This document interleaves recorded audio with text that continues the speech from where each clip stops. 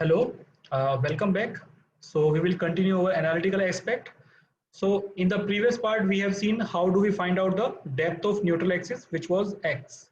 Now in this part, we will try to understand how do we find out the stresses in steel and concrete, which means if in any problem, if we are required to find out the value of F sigma CBC or FST, how do we find out that? We will try to understand. Well, again, there are two methods to find out these stresses. First method is by using the flexure formula. We have just used this flexure formula in the, I think in the previous part where I was discussing about the MCR. I mean, how do we find out MCR, which is critical, moment at crack, modulus of rupture. We were discussing about that.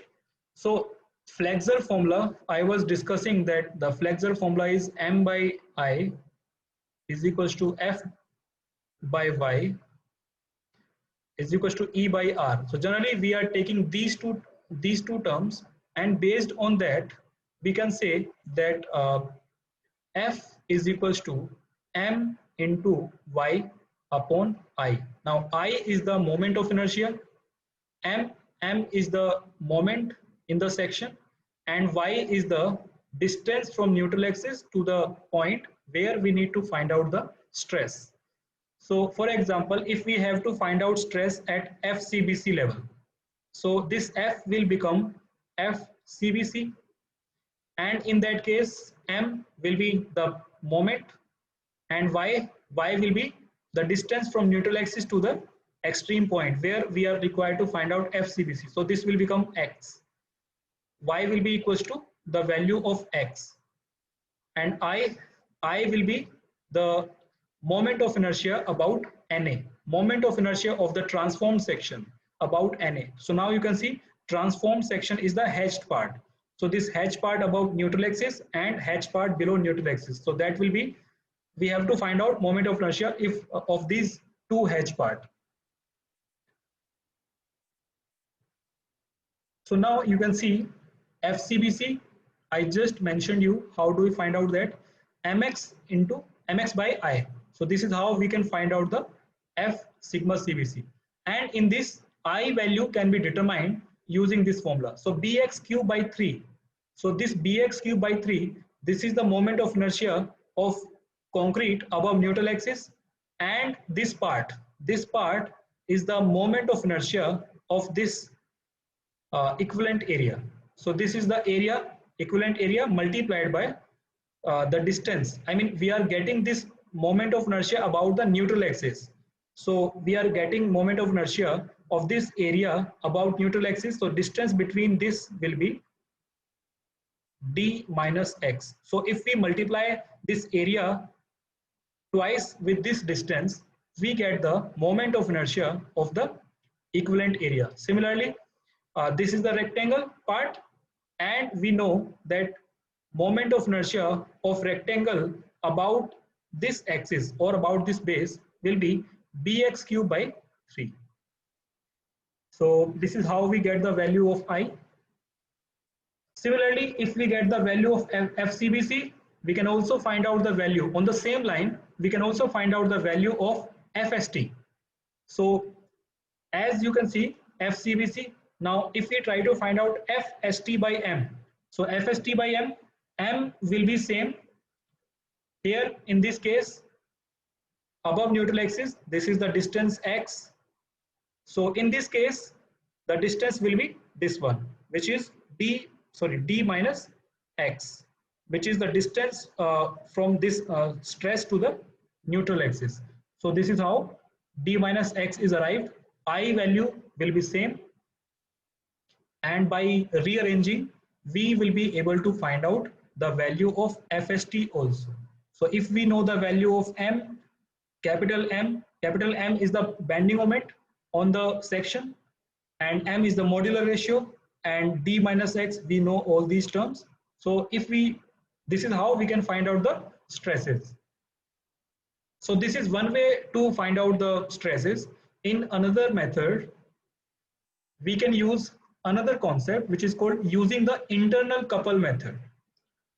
internal couple method. Now again, try to understand this diagram. In this diagram, you can see there is a force which is C, and this force is acting at this point, and this point is at x by 3 distance. So we know because triangle, if the triangle is like this, the CG will be this. So this distance, if the whole distance is say x, this will be x by 3. So we know this, the CG of this will be x by 3.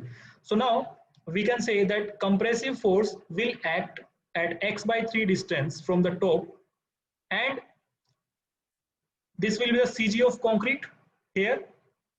Similarly, the tension force will be acting along the CG of this point, and that is the line, this one. So along this is the T. So the distance between C and T, this is called the lever arm. This is also, I have mentioned earlier, this is the lever arm. And this lever arm is represented by Z, and Z value is D minus x by 3. So now, if we try to find out the magnitude of, can you see the compressive force direction is from right to left, and tension force direction is left to right. So these are two forces, and both forces are parallel forces. So can we say that these two forces are unlike parallel force? Unlike parallel force, this one. And if we know the distance between this, we know that this will be a couple. This force will try to rotate like this, and this force will try to rotate like this. So this is forming a couple like this. And here also you can see this is a couple forming like this because of this force and this force. So we can say that C is generating a couple and T is also generating a couple. C and T both are equal, and because of this they are making a couple which is called internal couple. So the magnitude of couple can be C into Z or T into Z. Both will be equal. Z is lever arm, C is compressive force. Lever arm is the perpendicular distance. So this is how we can equate them. And on this theory, we can also find out the stress value. So the same theory that I am following.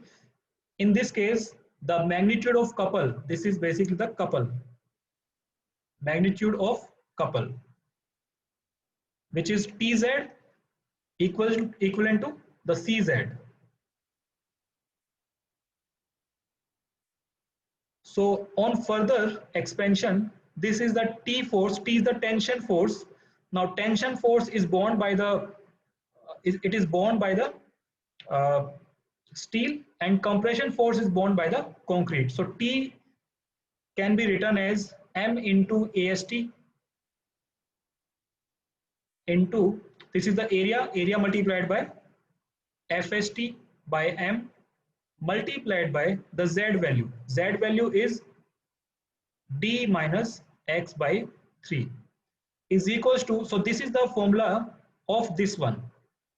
Now for CZ, I am writing C is the compressive force.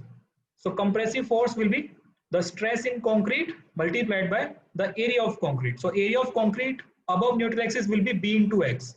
So B into X multiplied by stress in the concrete. So just in the previous slide, I said that stress in concrete at this point will be FCBC and at this point will be 0. So we will take the average value. So average value will be F sigma CBC by 2. So by equating them, we will be able to identify the value of FST or FCBC. So now we can see that. So with this, if we are simply writing this value, we will be able to identify the value of FST in terms of M. If the M value is given, then we will be able to identify FST value with this relation. So after rearranging, this will be the relation. And once we get the FST value, by using the similar triangle property, we will be able to identify the value of F sigma CBC. So this F sigma CBC can be determined by using this one. Or if we equate M with CZ, then we will be able to identify FCBC, and after that by similar triangle we will be able to find out FST, or vice versa. So in this case what we have done is we have equated M with TZ, and with that we have calculated FST. Now once we get the FST, then we calculate the F sigma CBC value by using the similar triangle property. So in this case you can see uh, x upon d minus x will be equals to F sigma C upon FST by M. So that value is taken here. So this is how this value is given.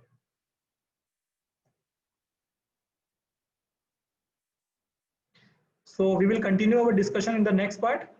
Thank you.